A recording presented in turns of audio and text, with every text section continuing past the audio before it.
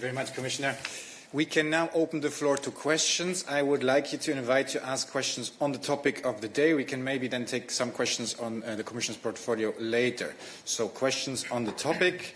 When asking a question, please introduce yourself and the outlet you are working for. First question to Sven. Thank you very much. Sven Christian Schulz with Redaktionsnetzwerk Deutschland. First of all, do you see a link between the sharp increase in the safety gate numbers and the boom of Temu, Shein and similar marketplaces?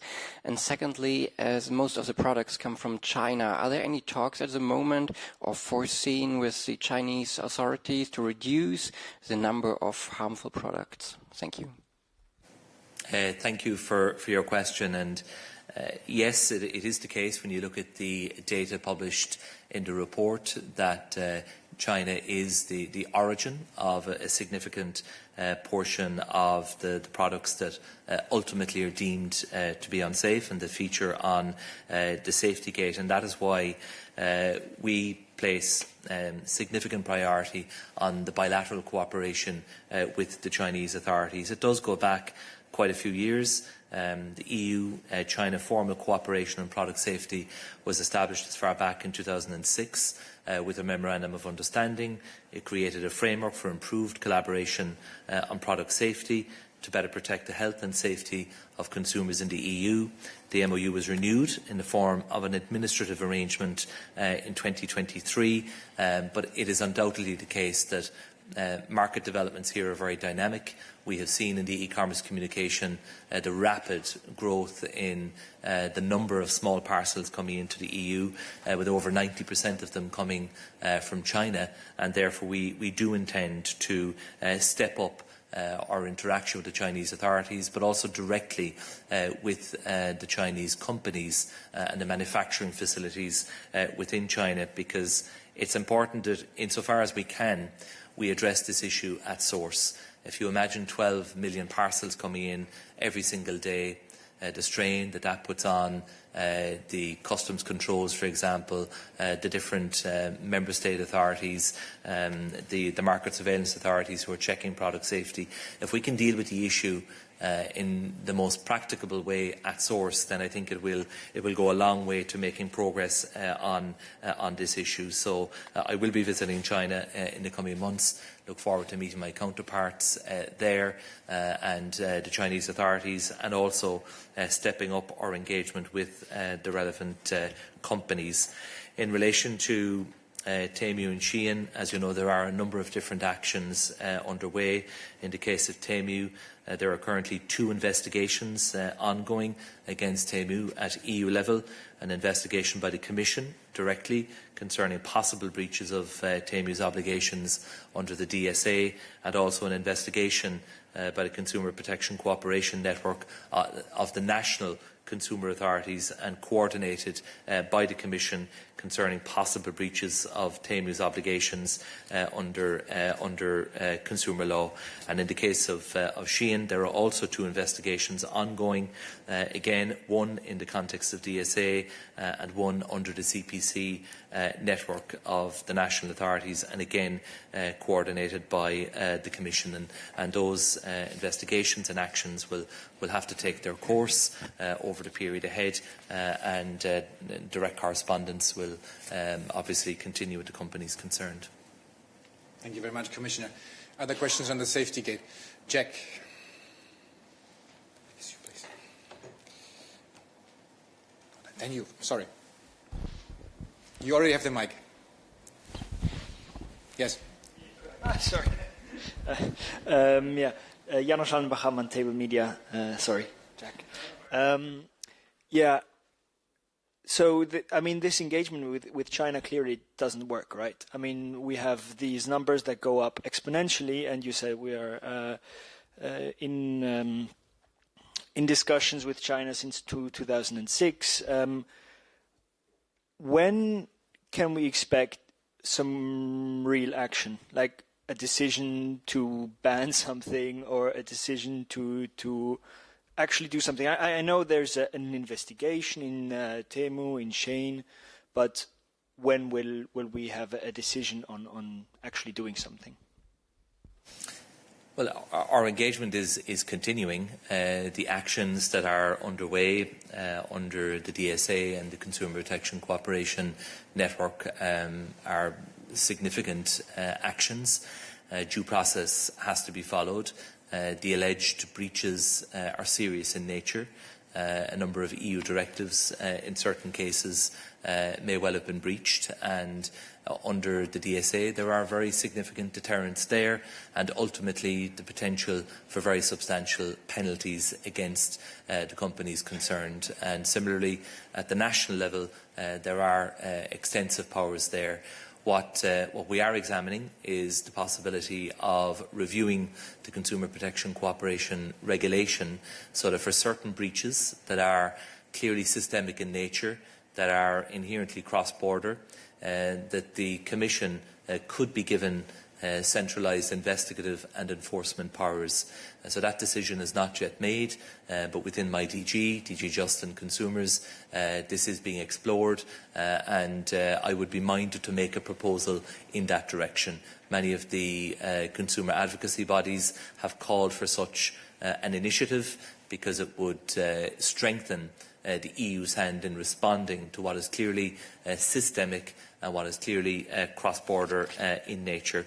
There has been good cooperation with the Chinese authorities, but I take your point. When you look at the volume, I think the context here is important. The volume has been doubling every year or two in the context of small parcels coming into the EU. So the scale of this is very, very significant. The manufacturing may well be ordered by companies outside of China, with the manufacturing done in China. So there are lots of different actors involved in the various supply chains that result in products ending up in the homes of EU consumers. So we have to adopt a comprehensive approach. I believe the e-commerce communication is a very important roadmap in that regard. I'll be working with colleagues in relation to it, but within my own consumer portfolio, enforcement is going to be a top priority, and that will involve working with all of the national authorities on consumer protection and the market surveillance authorities in respect of product safety, while also examining the possibility of the Commission directly taking on a greater role, and I look forward to continuing to consider that issue. I see you have one follow-up. Yes, thanks. What would that mean if the Commission took on this more centralised investigative role? What would it change to normal procedure, I guess? At the moment, consumer law is implemented at a national level. So you have 27 different national consumer protection authorities. The Commission does coordinate their work through the Consumer Protection Cooperation Network, and were the Commission to have a direct role, it would mean that the enforcement of consumer protection law for certain breaches, and we would need to define exactly the threshold where that would be relevant, but certainly in the case of serious and systemic breaches, it would mean that the Commission centrally then would be the investigative and the enforcement body, rather than at the moment having a role of coordination, which is what its role is in the case of enforcing the consumer protection laws in the European Union. So that is an issue we are examining with a view to making a proposal, which then of course has to go through all of the normal assessment process, and ultimately would be before the College and the co-legislators. So we're at the early stages, but it is scoping work that we are doing within the DG. It does seem to me, as the Commissioner with responsibility, that we could do a more effective job overall on behalf of European consumers, were the Commission to have a stronger centralised role in investigating and enforcing the consumer protection laws of the European Union. Thank you. I'm going to take a question online. Tommaso, is it on the safety gate?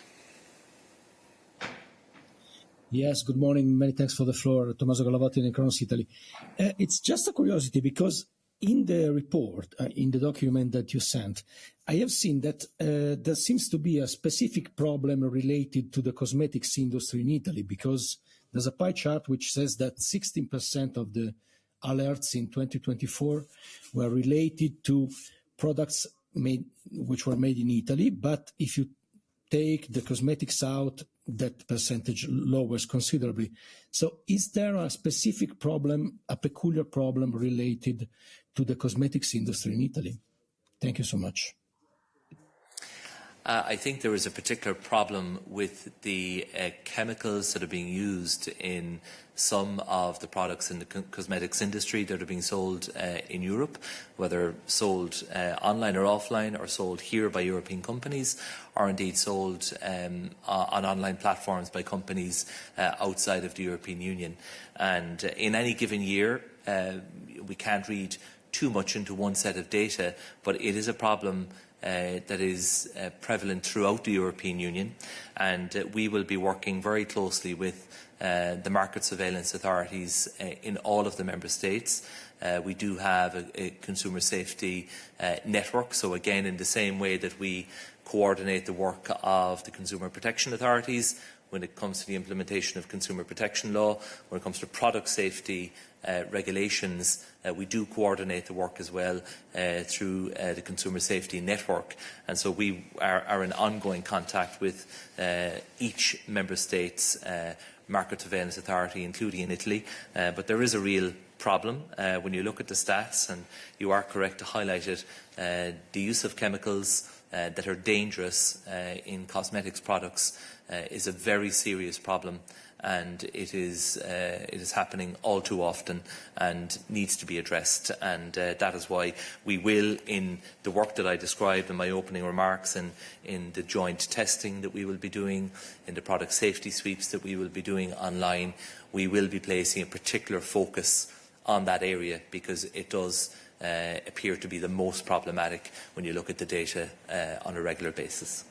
Thank you, Commissioner. I will take another question online. Diana. Hi, this is Jana Hemmersmeyer for AFP News Agency. It's kind of a follow-up to Tommaso. I was wondering, because you mentioned BMHCA, which is in most of the cosmetics that were taken from the market, off the market. So I was wondering, since, as Tommaso mentioned, a lot of these companies, a lot of these products are actually made in Europe. So I was wondering, what action is the Commission taking to stop the use of BMHCA, which, as far as I understand, is already banned in the EU? So the answer there lies in enforcement, and you're correct to highlight that the problem is not just in relation to companies or suppliers or manufacturers in China, but also within the European Union. And this issue is too prevalent, and that is why we are going to intensify the enforcement of both consumer protection rules but also product safety rules to ensure that the market surveillance authorities have the resources that they need, that where it makes sense to coordinate our activity, as I think it patently does in the case of doing product safety sweeps online, that we would work together to do joint testing, for example. And just last week I visited a laboratory here in Belgium looking at how the product safety testing is being done. So it is about stepping up that enforcement, improving the level of coordination and also addressing the issue at every stage of the supply chain. But we now have the GPSR, General Product Safety Regulation. It's only a few months old, and we will ensure that all of the national authorities have the guidelines, that they have the understanding, the expertise that they need to fully implement the GPSR when it comes to all dangerous substances and all dangerous elements of product manufacture that can pose risks to our European consumers. Thank you, Commissioner. Still on the safety gate, questions on here in the room? Yes, Jack. Thanks. Jack Power with the Irish Times. It's a question on imports and goods, and maybe slightly less related to the safety gate and more related to import duties and tariffs imposed by the US. Commissioner McGrath, I'd just be eager to get your, I suppose, sense of things. You know, we've had a readout and I suppose feedback from Commissioner Šefčovič's meetings. It doesn't seem that the Trump administration is really setting out what it wants from talks or what it's willing to concede or move on. So I'd be keen to get your take on, you know, how does the EU negotiate with a US administration that doesn't necessarily seem interested in a deal? Thanks. Thank you, Jack. And look, it's positive that the meeting has taken place in recent days involving Commissioner Šefčovič and his colleagues in Washington. And the EU position here has been clear and consistent right the way through. We believe that tariffs are the wrong way to go because they are damaging to businesses, to consumers, and ultimately can cost workers their job as well. So we want a negotiated settlement, and I think it is positive that the work will now be continuing at expert level to further explore the ground for a mutually advantageous deal. And when you look at the issues that are in play, and we acknowledge there are issues in global trade that need to be addressed, but they should be addressed by the EU and the US as the two largest trading blocs working together. And, for example, the whole issue of global overcapacity in steel and aluminium sectors, resilience of our supply chains in semiconductors and pharmaceuticals. These are all issues that we should be working together on. And as you know, we have made an offer to work towards zero for zero reciprocal tariffs for all industrial goods, including cars. We have paused the countermeasures on the unjustified US trade tariffs to allow time and space for the negotiations between the EU and the US to take place, and we will do all that we can to ensure that there is a negotiated agreement and a positive outcome at the end of this process. But we have also been clear that while these talks are continuing in parallel, we will be continuing to prepare for the potential scenario, which we hope doesn't materialise, of a no-deal situation. Because as we speak today, EU exports to the US are of course subject to the 10% tariffs, and in certain cases like steel and aluminium and cars 25%. So we do want these negotiations to proceed swiftly, to come to a successful conclusion, and we will make every effort to ensure there is a successful outcome, but in parallel we do need to prepare for the scenario of there being no deal. Thank you. Coming back to Safety Gate, Jacob from Euractiv Online.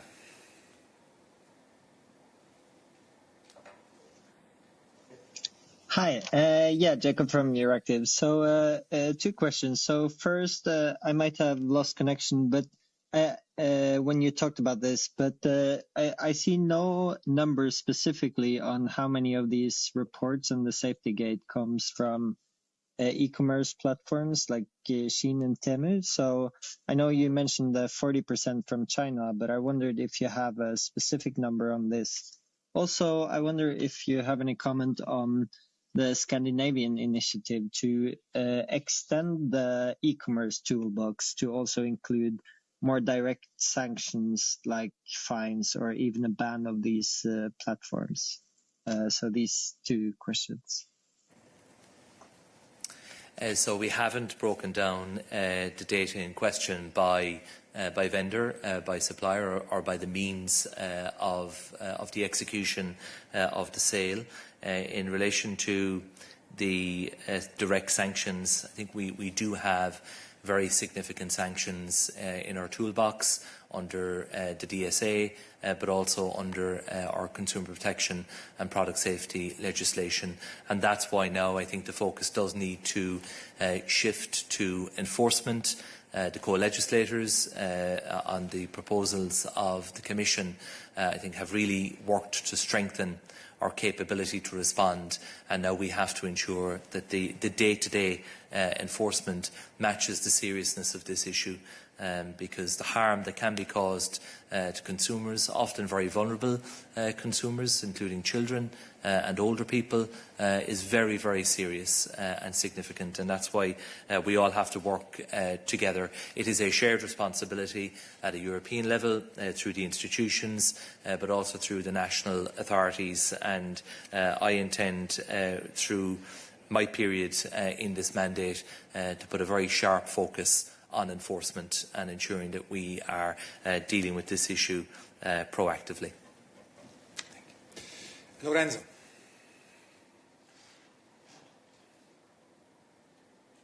Tosca News, Italy. I have a question, Commissioner, concerning the data, if you can help me to interpret them. I've seen that the number of alerts validated by countries on the safety gates sees Italy as the most important, most relevant country for alerts. Actually, is the double of the second country, which is Germany.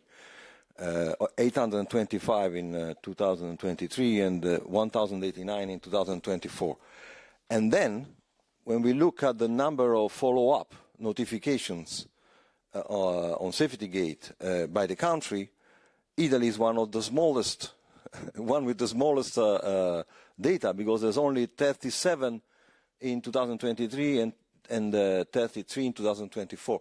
What does it mean? Does it mean that there is an overreaction at the beginning and then there's not enough follow-up? Or is there something peculiar in Italy concerning this data, which are absolutely different from the ones of the other member states? Thank you very much. Well, the country-specific data we have is taken from the safety gate, so it's based on the inputs that have been made by the relevant national authorities, which then have been validated by the European Commission, by my own DG, and then we provide data on the follow-up actions as well. We can drill down further into the country-specific data to try and establish a narrative or an explanation as to what is underpinning that, and I don't have that information to hand, but the information that is published within the annual report is based on the validated data and inputs provided by the respective authorities, then as verified by the Commission, and then the additional data in relation to the action and the follow-up taken. So we can examine further the Italian country-specific data, but it is based on the information that has been provided and has been verified. Angela. Angela Scoogens from TVP World. This is a question for the Commissioner as he handles the justice portfolio. So there's a press conference scheduled today in Budapest delivered by MEPs regarding various Hungarian rule of law issues. We don't know exactly what they're going to say, but one of the MEPs that is slated to speak has previously described Orban's administration style as riddled with blatant rule of law violations. And we've heard similar rhetoric echoed by scholars in regards to Hungary's recent LGBTQI+ events ban. So I'm curious if the Commissioner shares this assessment of Budapest, and if so, will any financial implications be imposed on that member state for what is being described as continuously flouting the EU's fundamental values regarding democracy, citizens' rights and freedoms? Thank you. Thank you for your question. We're now at the latter stages of preparing the annual rule of law report for 2025 for every country, including Hungary. As you know, I visited Budapest 3 weeks ago and met with a range of stakeholders, from the government authorities to judicial representatives to civil society organisations and also the media. We have, as a Commission, been very active in using the toolbox that we have, whether it be the conditionality regulation, the horizontal enabling condition.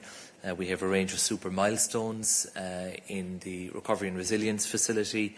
A number of infringement proceedings have been taken against Hungary, including values-related infringement proceedings, and then we have the Article 7 procedure, which remains under consideration at Council level, and on the 27th of May there will be a further discussion on that issue at the General Affairs Council.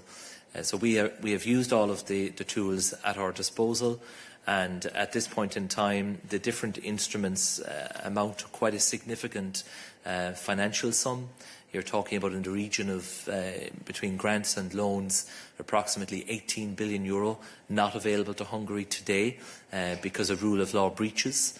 And there was over €1 billion permanently lost at the end of last year under the conditionality regulation. So we've been very clear with the Hungarian authorities about what our expectations are and what our requirements are on the full range of issues.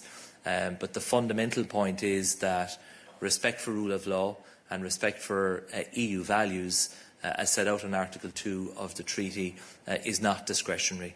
It is a core obligation of EU membership, and I reaffirmed that point in my meetings with the government authorities in Budapest in relation to the new law that has been adopted banning certain gatherings and potentially certain parades, including Pride.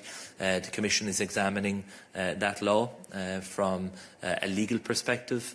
It's important that the fundamental rights that we all have as EU citizens are respected in every member state of the European Union, including freedom of expression and freedom of association and the freedom to gather. And people should be free to do so, and it doesn't pose any threat to the views or beliefs of anybody else. And the Commission is now carrying out a comprehensive evaluation of the law in question, and will, in the context of the 2025 Rule of Law report, provide an updated assessment of the rule of law situation in Hungary when that's published in July. Thank you very much, Commissioner. So we have to wrap up this press conference as the midday will start in a few minutes. Thank you all for attending. Thank you all very much for your questions. And you are welcome now to join us at the exhibition outside the press room. Thanks and good afternoon.